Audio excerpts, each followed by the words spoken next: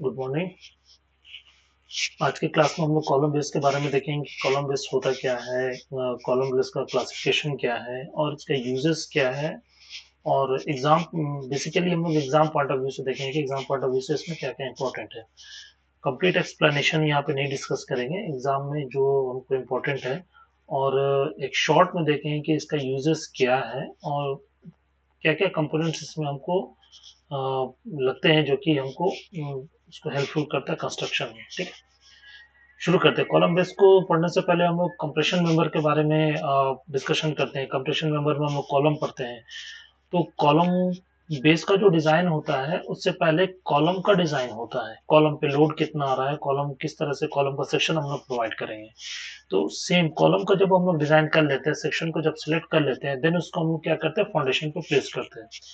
Load transformation हमको पता है कि लोड का जो ट्रांसफॉर्मेशन होता है या डिस्ट्रीब्यूशन होता है वो किस तरीके से होता है। कॉलम का जो लोड आएगा, कॉलम के ऊपर पूरा स्ट्रक्चर का लोड है, कॉलम का जो लोड आएगा वो कॉलम का कंप्लीट लोड फाउंडेशन पे ट्रांसफर करते हैं।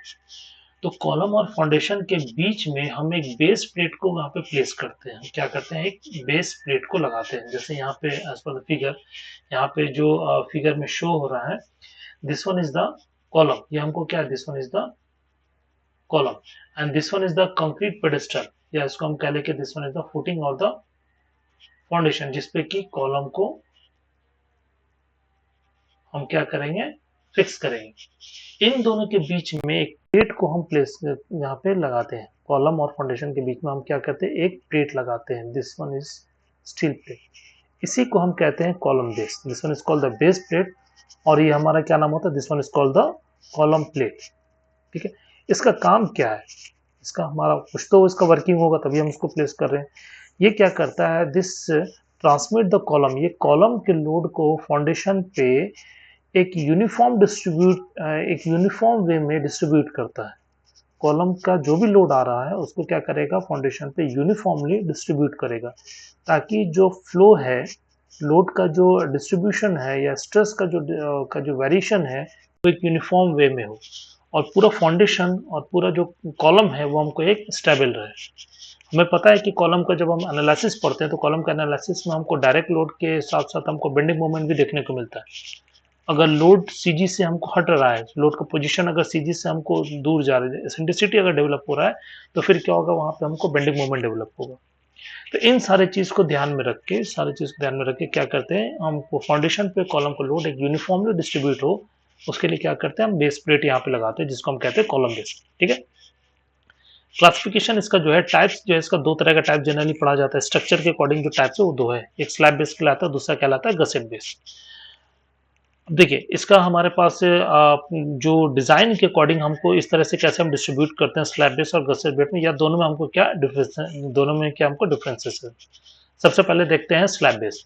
स्लैब बेस जनरली हम लोग अप्लाई करते हैं। स्लैब बेस को जो हम लोग डिजाइन करते हैं, ये स्मॉल लोड, जब कॉलम पे हमको लोड कम आ रहा हो, यानी स्मॉल लोड जब कॉलम पे आ रहा हो, जब स्मॉल लोड को ट्रांसमिट करना हो कॉलम से फाउंडेशन पे, तब हम लोग क्या करते हैं, इस वहां पे स्लैब बेस को डिजाइन करते हैं। ठीक है, ओनली एक कंडीशन और क्या है कि यहाँ पे सिर्फ और सिर्फ डायरेक्ट लोड आ रहा हो। डायरेक्ट लोड सिर्फ आ रहा हो इसका मतलब कि यहाँ पे बेंडिंग मोमेंट जो है वो ऑकर नहीं हो रहा हो। ठीक है, यहाँ पे क्या हो रहा है, सिर्फ डायरेक्ट लोड यहाँ पे आ रहा हो। जनरली कॉलम के एनालिसिस में दो चीज देखा जाता है, एक डायरेक्ट स्ट्रेस देखा जाता है और दूसरा क्या देखा जाता है, बेंडिंग स्ट्रेस। ठीक है, बेंडिंग स्ट्रेस ऑकर कब होता है, जब हमको एसेंट्रिसिटी देखने को मिलता है, लोड का क्या एसेंट्रिसिटी हमको देखने को मिलता है, तब वहां पे बेंडिंग मोमेंट ऑकर होता है जिसकी वजह से बेंडिंग स्ट्रेस हमको डेवलप। ठीक है, तो जहां पे बेंडिंग स्ट्रेस डेवलप होगा वहां पे एनालिसिस हमको थोड़ा और एक्सपैंड हो जाता है, कॉलम को हमको एक्स्ट्रा सपोर्ट देना पड़ता है। ठीक है, तो सिर्फ अगर डायरेक्ट लोड हमको आ रहा है और लोडिंग कंडीशन हमको क्या है, कम है, तो वहां पे हम क्या प्रोवाइड करेंगे, स्लैब बेस प्रोवाइड करेंगे।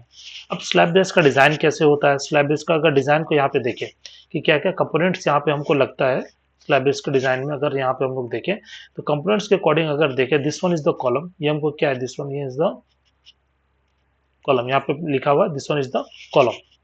इस कॉलम को इस फाउंडेशन पे क्या करना है, इस फुटिंग पे क्या करना है, हमको प्लेस करना है। तो इन दोनों के बीच में हम क्या करते हैं, बेस प्लेट को लगाते हैं। दिस वन इज द, यही हमको क्या है, this one is the slab base. ये हमारे पास क्या है, स्लैब बेस को हम तैयार करते हैं। ठीक है, कनेक्शन कैसे करेंगे, स्टील प्लेट है तो ऑब्वियसली हमको इस कॉलम कंप्रेशन मेंबर को इसके साथ कनेक्ट करना पड़ेगा। कनेक्ट कैसे करते हैं? सिंपली एक एंगल सेक्शन को हम यहाँ पे प्लेस करते हैं जिसको हम कहते हैं क्लीट एंगल।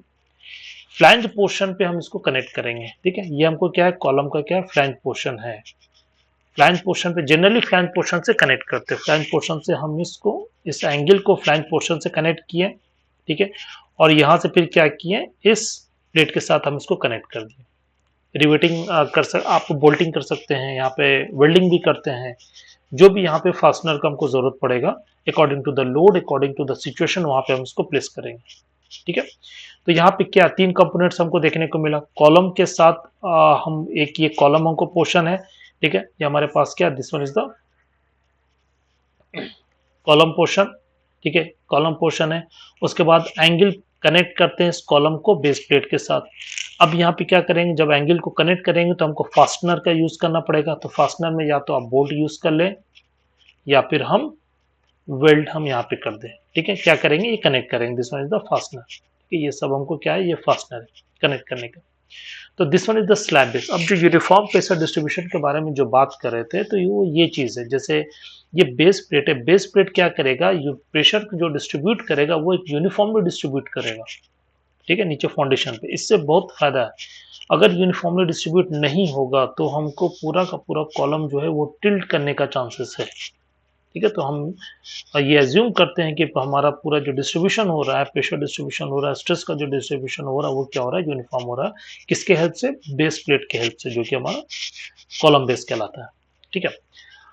ये हमारा हो गया, this one is the slab base. ये हमको क्या है, this one is the slab base. कुछ और पॉइंट्स इसमें देख लेते हैं जो कि थ्योरेटिकल पॉइंट ऑफ व्यू से एग्जाम में थ्योरेटिकली हमको लिखने के लिए इंपॉर्टेंट हो जाता है। इसमें हम लोग लिखेंगे कि बेस प्लेट हम यूज करते हैं जिसमें कि एंगल हम यूज करते हैं, क्लीट एंगल इसको कहते हैं। 2 एंगल है, दोनों फ्लैंज पोर्शन पे लगाए, एक इस तरफ से और एक इस तरफ से, ठीक है। दोनों फ्लैंज पोर्शन पर हम इसको प्लेस करते हैं, ठीक, connected to the flange. More suitable and economical for lighter load column on, सिर्फ लाइटर लोड, यानी कि कॉलम पे क्या आ रहा है, लोड कम आ रहा हो, इसके लिए हम इसको सुटेबल प्लेस करते हैं। अब अगर लोड हमको बढ़ जाता है या फिर कॉलम पे हेवी लोड आ रहा हो और साथ ही साथ बेंडिंग मोमेंट हमको ऑकर होगा, तब उस कंडीशन में हमको स्लैब बेस वहां पे वर्क नहीं करेगा, ठीक है। तब उस कंडीशन में हमको एक्स्ट्रा प्लेट को ऐड करना पड़ेगा लोड को कैरी करने के लिए। जब हम एक्स्ट्रा प्लेट को लगाते हैं, वो एक्स्ट्रा प्लेट हम कहाँ पे लगाएंगे, एक्स्ट्रा प्लेट जब हम वहां पे अप्लाई करते हैं, ठीक है, तो एक्स्ट्रा प्लेट क्या करेगा कि उस कॉलम बेस के बियरिंग कैपेसिटी को इंक्रीज कर देगा, ठीक है। तो जो एक्स्ट्रा प्लेट हम लगाते हैं वो गसेट प्लेट हम यहाँ पे यूज करते हैं। कहाँ पे यूज करेंगे गसेट प्लेट, ठीक है। चलिए यूज से आप पहले आते हैं। जैसे हम बेस में, कॉलम बेस में गसेट प्लेट का यूज कर लेते हैं तो उसका नाम हमको क्या हो जाएगा, that's called the gusset base. क्यों यूज किए, क्योंकि कॉलम पे हमको हेवी लोड आ रहा था जो कि स्लैब बेस कैरी नहीं कर पा रहा था और साथ ही साथ बेंडिंग मोमेंट ऑकर हो रहा था। स्लैब बेस में हम लोगों ने क्या देखा, सिर्फ और सिर्फ डायरेक्ट लोड आ रहा था। अब यहाँ पे क्या, डायरेक्ट लोड के साथ साथ बेंडिंग मोमेंट भी हमको क्या हो रहा है, ऑकर हो रहा है। अब जब बेंडिंग मोमेंट यहाँ पे ऑकर होगा तो हमको डायरेक्ट स्ट्रेस के साथ बेंडिंग स्ट्रेस भी एनालाइज करना पड़ेगा, ठीक है। इसके वजह से हमको लार्ज बेस प्लेट को की जरूरत पड़ेगी। ऑब्वियसली जब लोड बढ़ेगा तो बेस प्लेट के डायमेंशन को हमको इंक्रीज करना पड़ेगा। इसी बेस प्लेट के डायमेंशन को कांस्टेंट रखने के लिए कि बेस प्लेट का डायमेंशन हमको बढ़े नहीं, उसका थिकनेस हमको एज इट इज रहे। बहुत अब कितना बढ़ा सकते हैं, रिस्ट्रिक्शन भी होता है। बहुत सारी जगह क्या होता है, साइज का रिस्ट्रिक्शन होता है कि हमको प्लेट इतने ही देना है, आर्किटेक्चर पॉइंट ऑफ व्यू से इतने ही देना है, या फिर वहां पे हमको ज्यादा स्पेस नहीं मिल पा रहा है। उस जगह क्या करेंगे कि हम गसेट प्लेट का यूज करेंगे। गसेट प्लेट क्या क्या करेगा कि एक्स्ट्रा स्ट्रेंथ प्रोवाइड करेगा, जो कि हमको जो हेवी लोड आ रहा है कॉलम पे उसको इजिली ट्रांसफर कर सके, उसको इजिली कैरी कर सके, ठीक है। इसकी वजह से इसका नाम क्या पड़ गया, गसेट बेस। अब अगर कंस्ट्रक्शन डिटेल में देखें कि हमको इन दोनों में क्या है, कंस्ट्रक्शन डिटेल के अकॉर्डिंग देखें तो इसमें 2 गसेट प्लेट एटलीस्ट इसमें हम प्लेस करते हैं। और वो गसेट प्लेट जनरली कहाँ पे प्लेस लगाते हैं, फ्लैंज के, कॉलम के फ्लैंज के पोर्शन, ठीक है। ये फ्लैंज का पोर्शन है, this one is the flange, this one is the flange. इस फ्लैंज के साथ यहाँ पे हम गसेट प्लेट को अटैच किए हैं और दूसरा गसेट प्लेट यहाँ पे है, ये भी हमको क्या है, फ्लैंज है। और दूसरा गसेट प्लेट हमको क्या है, this one is also flange portion. और सेकेंड गसेट प्लेट को हम यहाँ पे प्लेस किए हैं, तो इसका मतलब कि दोनों प्लैंक के पोर्शन पर हम क्या करते हैं, गसेट प्लेट, यानी 2 गसेट प्लेट है, दोनों को हम प्लैंक के पोर्शन पर हम यहाँ पे प्लेस किए। अब इस गसेट प्लेट है, गसेट प्लेट के साथ क्या है, एंगल कनेक्टर, अब हमको कनेक्ट तो करना पड़ेगा, ये बेस प्लेट है, ठीक है, यही हमारा क्या है, बेस प्लेट है, कॉलम बेस है, this one is the column base. अब कनेक्ट करना, कनेक्ट करने के लिए हमको एक एंगल पोर्शन को यूज करेंगे, ठीक है, एंगल सेक्शन को यहाँ पे यूज किए हैं। अब सेम पैटर्न है, एंगल सेक्शन को आप यहाँ तो कनेक्ट किसी भी तरीके से कर सकते हैं, बोल्टिंग कर लीजिए, वेल्डिंग कर लीजिए, as per the situation, as per the loading condition, ठीक है। तो एंगल यहाँ पे यूज हो रहा है, एक्स्ट्रा क्या है यहाँ पे यूज हो रहा है, गसेट प्लेट यूज करें, इसलिए इसका नाम क्या पड़ गया, गसेट बेस, ठीक है। तो this one is called the gusset plate. किस कंडीशन में यहाँ पे लाए, जहां पे हमको हेवी लोड आ रहा है और जहां पे बेंडिंग मोमेंट आ रहा है, ठीक है। The gusset plate, create angle and fastening, ये तीनों जो है, यानी कि this one is the gusset plate, ये एंगल पोर्शन, यहाँ पे भी एक एंगल पोर्शन है, angle portion and the fastening, fastening जो बोल्टिंग हम यहाँ पे कर रहे हैं या वेल्डिंग कर रहे हैं, इस कंबाइन, ये तीनों मिलके जितना भी लोड आ रहा है उन सबको क्या कर लेगा, ये कैरी कर सकता है, ठीक है, बिना बेस प्लेट के डायमेंशन को बढ़ाए, बिना बेस प्लेट के, एक्स्ट्रा लार्ज बेस प्लेट लगाने की जरूरत नहीं है। ये अरेंजमेंट हम करके, गसेट प्लेट के अरेंजमेंट करके हम लोड कैरी, हेवी लोड को भी कैरी कर सकते हैं, ठीक है। So this is the short, ये हमारा एक शॉर्ट डेफिनेशन है या short utilisation exam point of view से गसेट बेस और स्लैब बेस को जो हम एग्जाम में लिख सकते हैं, शॉर्ट नोट्स में ये जनरली आता है, तो इसको हम आसानी से लिख सकते हैं। और आप कई एक एग्जाम्पल आप इसको समझ सकते हैं, एग्जाम्पल्स अगर समझेंगे तो बहुत बेटर है, एग्जाम्पल आपको बहुत मिल सकता है। आप जहाँ पे भी स्टील प्लेटफॉर्म बन रहा है, जहाँ पे भी स्टील प्लेटफॉर्म है, उसका जो कॉलम का पोर्शन होगा उसके नीचे हमको बेस बनाना है, ठीक है। तो वहां पर आपको कई जगह देखने को मिलेगा, रेलवे स्टेशन का आपको स्टीयर पेडेस्टल है, उसके नीचे का पूरा पोर्शन देखिएगा, कॉलम के नीचे का जो पूरा जो कंक्रीट बेस बनाया गया उसके ऊपर प्लेट लगाया जाता है, ठीक है। ये हमारा एक एग्जाम्पल देखने को मिल जाएगा। चलिए नेक्स्ट हम लोग इसका आगे देखेंगे कि स्लैब बेस को हम लोग डिजाइन कैसे करते हैं, किस प्रोसीजर से डिजाइन करते हैं, और साथ ही साथ एक न्यूमेरिकल वहाँ पे हम लोग उसको एनालाइज करेंगे। Thank you.